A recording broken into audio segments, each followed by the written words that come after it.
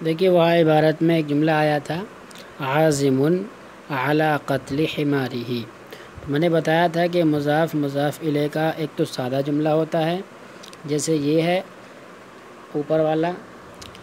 Herb الحماری گدھے کا بھاگنا، اور ایک یہ ہے کاشتکار کے گدھے کا بھاگنا،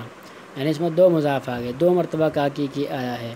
تو یہ دونوں ہی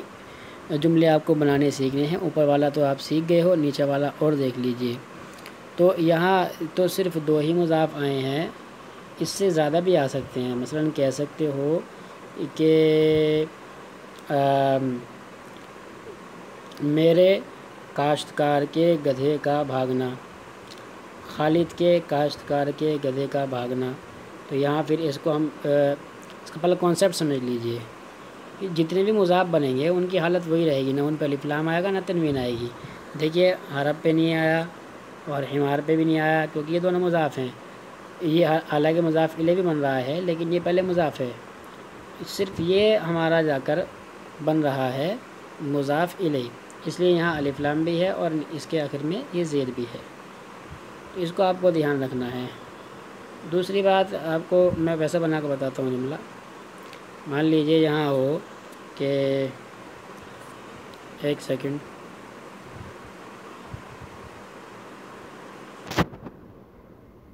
ہرب حماری زارعی خالد، تو کیا کریں گے ہرب حماری زارعی خالد، تو یہ جو تین ہیں جو پہلے والے کون کون سے، ہرب حمار زارع، ان تینوں کی حیثیت مضاف کی ہے، یعنی اگر ان پہ احکام جو صادر ہوئیں گے وہ مضاف کے ہوئیں گے، حالانکہ حمار اور زارع اپنے آپ میں مضاف الیہ بھی ہیں۔ کیسے؟ ہربو کی نسبت سے دیکھیں تو حمار مضاف الیہ ہے، اور اسی طریقے سے حمار کی نسبت سے دیکھیں تو زارع مضاف الیہ ہے، لیکن ان پر وہ احکام نہیں ہوں گے جو مضاف الیہ کے ہوتے ہیں، احکام ان پر مضاف کے ہی لاگو ہوں گے، اور وہ کیا ہے، نہ الف لام آئے گا اور نہ ہی تنوین آئے گی۔ ہرب حماری زارعی خالد، اوپر آیا سمپل والے جملے بنتے ہیں ہرب الحماری، اس کے بعد ایک مطلب دو مضاف والے جملے بنتے ہیں ہرب حمار زارعی، اور کتنے بھی آپ مضاف لے آئیے تو ان کا یہی حکم رہے گا، سب سے آخر والے پر ہی الف لام آئے گا، اور اس پر تنوین بھی آ سکتی ہے اگر الف لام نہیں لاتے ہو آپ، ٹھیک ہے۔ یہ ایک طریقہ ہے، اس کو بھی اچھی طریقے سے آپ سمجھ لیجئے۔ اب ہم آگے چلتے ہیں۔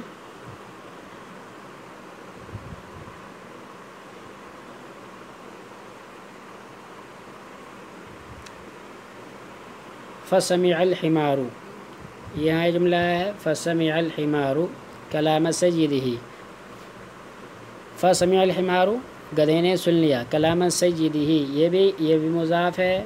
سیدی بھی مضاف ہے، اور یہ جو ہی آیا ہے یہ مضاف الیہ ہے، وہ جو میں نے پہلا قاعدہ بتایا اسی کو ذہن میں رکھو، اور مضاف الیہ کا جو ترجمہ ہوتا ہے بالکل الٹی طرف سے ہوتا ہے، سب سے آخر سے آپ کو ترجمہ کرنا ہے، سب سے پہلے آپ ترجمہ کرو گے ہی کا، اور اس کے بعد سید کا، اور اس کے بعد کلام کا، اس طرح سے آپ کو ترجمہ کرنا ہے، یعنی سمع الحمار کلام سیدی اخی، کلام سیدی، گدھے نے سن لیا اپنے مالک کے کلام کو، اس طرح ترجمہ کریں گے۔ لحسن حظہ، لحسن حظہ، یہاں بھی وہی مضاف الیہ کی ترکیب ہے، لام حرف جر ہے، حسن مضاف ہے، حظی مضاف در مضاف ہے، اور ہی مضاف الیہ ہے آخر میں جا کے، اس کا بھی ترجمہ آپ الٹی طرف سے کرو گے، ہی مطلب اس کا یعنی اپنا، اپنی، حزن کہتے ہیں قسمت کو، اپنی قسمت کے، حسن حسنا یحسن حسنا مصدر ہے، یعنی اچھا ہونا، اپنی قسمت کے اچھا ہونے کی وجہ سے، سیدھا سیدھا ترجمہ ہوگا اپنی خوش قسمتی سے، ٹھیک ہے، یہ ایک تعبیر بھی ہے، اس پر ہم جملے میں بنوائیں گے، تو مطلب یہ نکلا فسمع الحمار گدھے نے سن لیا اپنے مالک کے کلام کو اپنی خوش قسمتی سے، فخافا، فخافا تو وہ ڈرا، علی نفسہ، علی حرف جر، نفسی مضاف اور ہی مضاف الیہ، اپنے، فخاف علی نفسہ، تو وہ ڈرا اپنی جان کے لیے یا اسے اپنی جان کا خوف ہوا، وفکر، اور اس نے